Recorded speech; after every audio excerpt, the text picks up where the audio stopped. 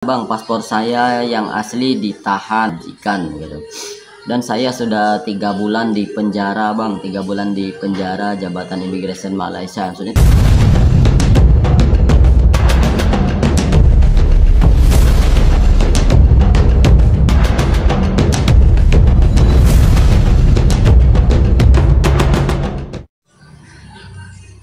Assalamualaikum warahmatullahi wabarakatuh. Selamat datang di Hairul Vlog. Vlognya pemersatu para TKI seluruh Malaysia. Gimana kabar kalian hari ini? Semoga dalam keadaan sehat walafiat, dan juga yang lagi sakit semoga sakitnya diangkat oleh Allah Subhanahu wa taala, dijadikan sakitnya sebagai penghapus dosa.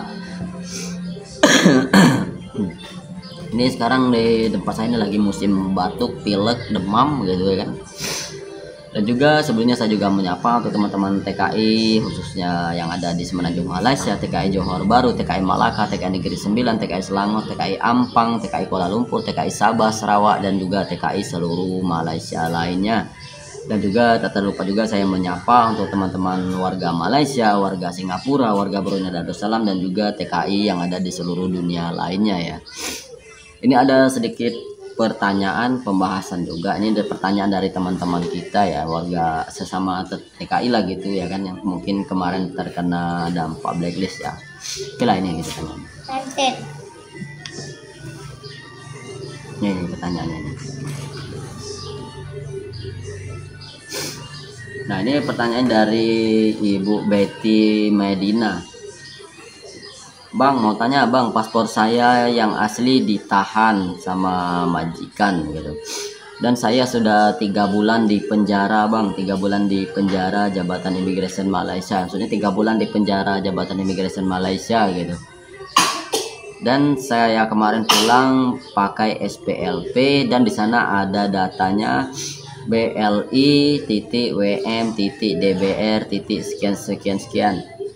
1 Juni 2024. Saya mau bertanya bang, apakah saya bisa masuk Malaysia lagi?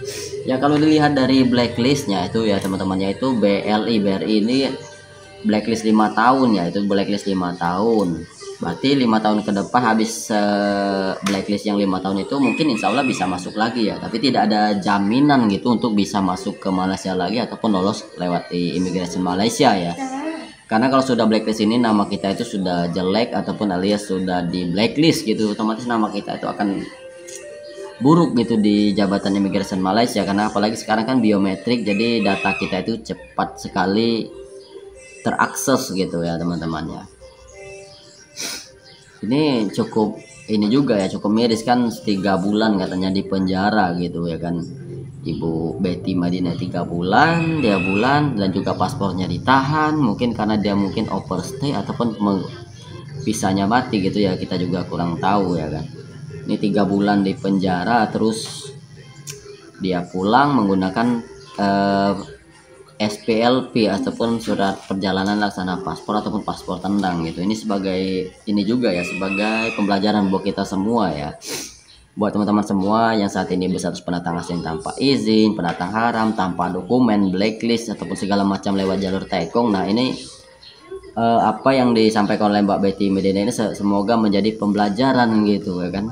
Kalau kita sudah tertangkap di Jabatan Imigresen Malaysia ini kan cukup membagongkan gitu, cukup merugikan gitu. Belum lagi kita menghabiskan waktu di dalam lock-up ataupun dalam penjara, belum lagi uang kita habiskan juga, dan juga ditambah lagi keluarga di kampung was-was gitu ya kan. Makanya saya sarankan buat teman-teman semua yang ingin bekerja ke Malaysia, bekerjalah secara resmi, ikuti proses jalur yang benar, jangan ikut calok-calok yang menggampangkan, katanya wah nanti buat visa di Malaysia buat segala macam bla bla dengan iming-iming yang tidak jelas. Silakan teman-teman cek itu PJTKI, Perusahaan Jasa Tenaga Kerja Indonesia, penyalurnya resmi itu ada di BP2MI atau siparmit.id, itu silakan cek di sana ya teman-teman ya. Kan banyak saya bahas di video-video saya yang dulu-dulu itu, apalagi kan sekarang ini paling banyak itu marak itu calok-calok itu yang ada di Batam teman-teman ya. Calok TKI itu paling banyak itu di Batam, biasanya yang dari Jawa, direkrutnya dari Jawa terus diberangkatkannya melewati Batam. Nah itu bagi teman semua yang ada di seluruh Indonesia, bagi yang kira-kira pemberangkatan melalui Batam itu cukup dipertanyakan, cukup dicek dulu. Silakan sharing-sharing dulu, cari info dulu. Kenapa banyak TKI itu, calon TKI ilegal itu berangkatkan dari Batam, karena sangat dekat dengan Batam dan juga Johor gitu ya. Jadi cukup-cukupnya juga. Dek Palu bangun. Ya silakan dicek kembali ya untuk penyalur resmi ke Malaysia. Dan ini pertanyaan dari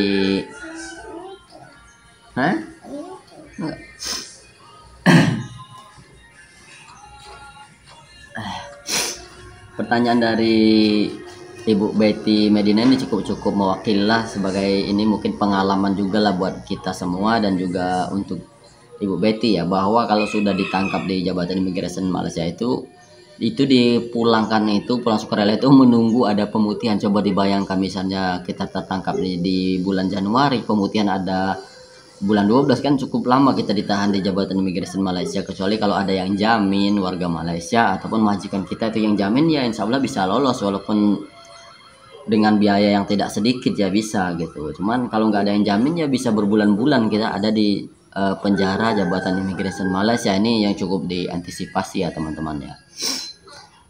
Dan juga saya mengingatkan, mumpung sekarang ada program repatriasi migran, pemutihan balik di tahun 2024 ini dengan biaya kompon murah, silakan ikuti program repatriasi migran ini, karena ini cukup membantu dan juga meringankan bagi teman-teman yang pengen pulang secara sukarela, yang statusnya pernah tanpa izin, blacklist ataupun segala macam, yang ingin pulang secara resmi lewat jalur depan.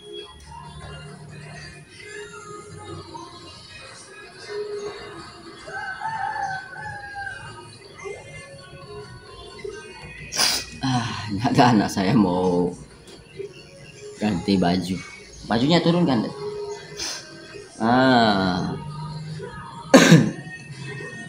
Nah, mungkin itulah sedikit dari video yang telah diberikan komentar yang diberikan dari Mbak Betty Medina ini cukup mewakili untuk semua teman-teman semua. Semoga video ini bisa dijadikan sebagai pembelajaran edukatif ya, bahwa segala sesuatu itu tidak ada yang mustahil. Dan juga pengalaman dari Mbak Betty Medina ini cukup bisa menjadi pembelajaran buat kita semua ya teman-teman ya.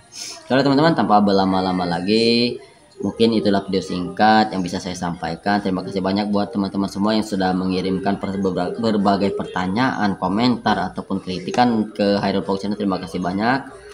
Mungkin saya tidak bisa menjawab satu persatu pertanyaan, kan terlalu banyak yang bisa saya jawab ya teman-teman, karena aktivitas saya sekarang lagi banyak juga. Ini saja upload video juga sudah agak jarang karena aktivitas di luar cukup padat ya. Oke teman-teman, kita sudah video singkat dari saya. Wabillahi taufiq wal hidayah. Sedikit pesan dari saya, jaga kesehatannya, jaga sholatnya, jaga ibadahnya. Wabillahi taufiq wal hidayah. Wassalamualaikum warahmatullahi wabarakatuh. Adios, sehat selalu. Wassalam.